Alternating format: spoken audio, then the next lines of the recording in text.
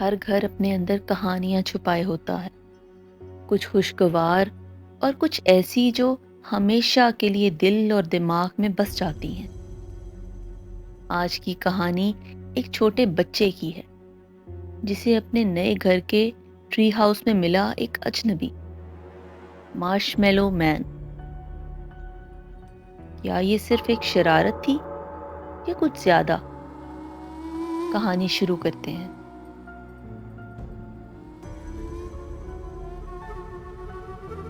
میں جب 9-10 سال کا تھا تو میرے والد کو ایک ہائی پینگ جاب ملی، جس کی وجہ سے ہم چھوٹے شہر کے ایک چھوٹے سے گاؤں سے بڑے شہر کے پوش ایریا میں شفٹ ہو گئے۔ مجبوری شاید ٹھیک لفظ نہیں ہوگا، کیونکہ میرے والدین نے یہ فیصلہ بنا کسی ہچکچاہٹ کے کر لیا تھا۔ ہمارا پرانا گھر پرانی حالت میں تھا، لیکن نئے گھر کا تو سٹیٹس ہی کچھ اور تھا۔ ایک بڑا سا بنگلہ جس کا ہر کونا امیری کی گواہی دیتا تھا۔ مجھ جیسے انٹروورٹ اور زیادہ دوست نہ بنانے والے بچے کے لیے یہ موو اتنا مشکل نہیں تھا۔ ویسے بھی میرے والدین کا کہنا تھا کہ ان کا یہ فیصلہ مجھے ایک فریش سٹارٹ دینے کے لیے تھا۔ گھر کا سب سے بہترین حصہ تھا اس کا باغ، ایک بڑا سا مزیدار گارڈن جس میں گہرے درختوں کے بیچ میں ایک ٹری ہاؤس بنا تھا۔ اس ٹری ہاؤس کو صرف ٹری ہاؤس کہنا تو غلط ہوگا، کیونکہ یہ کسی قلعے سے کم نہیں تھا۔ 3 منزلوں والا ایک شاندار ٹری کاسل جس پہ پراپر سیڑھیاں لگی ہوئی تھیں۔ میرے دونوں بھائی پہلے یہاں دن بھر خوب مزے کرتے، لیکن تھوڑے ہی عرصے بعد ان کا شوق ٹھنڈا پڑ گیا اور میں اکیلا رہ گیا۔ لیکن مجھے ٹری ہاؤس سے محبت تھی۔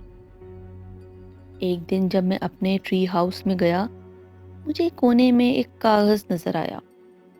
اس کاغذ پر جو لکھا تھا وہ آج تک مجھے یاد ہے۔ ہیلو، میں مارش میلو مین ہوں، تمہارا کیا نام ہے؟ مجھے لگا یہ میرے بھائیوں کی شرارت ہے، تو میں نے بھی کھیلنا شروع کر دیا۔ میں نے اس کاغذ پر اپنا نام لکھا اور اسے وہیں چھوڑ دیا۔ اگلے کچھ دن جب بھی اسکول سے آتا، سیدھا ٹری ہاؤس کی طرف دوڑ لگاتا۔ ہر دن ایک نئے نوٹ کا انتظار ہوتا اور مجھے لگتا تھا یہ کوئی بہترین گیم ہے۔ نوٹس کا اثر بالکل بھائیوں کی باتوں جیسا تھا، پر دھیرے دھیرے باتیں عجیب ہوتی گئیں۔ مارش میلو مین نے مجھ سے میرے دن کے پسندیدہ وقت، میں ناشتے میں کیا پسند کرتا ہوں، اور پھر ایک دن یہ بھی پوچھا، تمہارا بیڈ روم کس ونڈو کے ساتھ لگتا ہے؟ اب مجھے ذرا عجیب لگا، لیکن میں نے پھر بھی جواب دیا۔ لیکن جب اس نے اگلا سوال لکھا تو میری روح کانپ گئی۔ تمہارے پجاماز کیسے اسمیل کرتے ہیں؟ یہ سن کر میں دوڑا دوڑا اپنے بھائیوں کے پاس گیا، ان سے لڑنے لگا، لیکن دونوں نے میرا مذاق اڑایا اور کہا، مارش میلو مین کوئی نہیں ہوتا، تم کس فینٹیسی ورلڈ میں رہتے ہو؟ اس رات مجھے کھڑکی پر ہلکی ہلکی ٹپ ٹپ کی آواز سنائی دی۔ میرا دل اتنی زور سے دھڑک رہا تھا کہ مجھے لگا اب رک ہی جائے گا۔ صبح جب میں نے پردہ ہٹایا، میری کھڑکی کے باہر بہت سارے مارش میلوز چپکے ہوئے تھے۔ مجھے یقین ہو گیا تھا کہ یہ میرے شرارتی بھائیوں کا کام ہے۔ میں نے بھی ایک پلان بنایا اور سوچا کہ آج تو ان کو پکڑ کر رہوں گا۔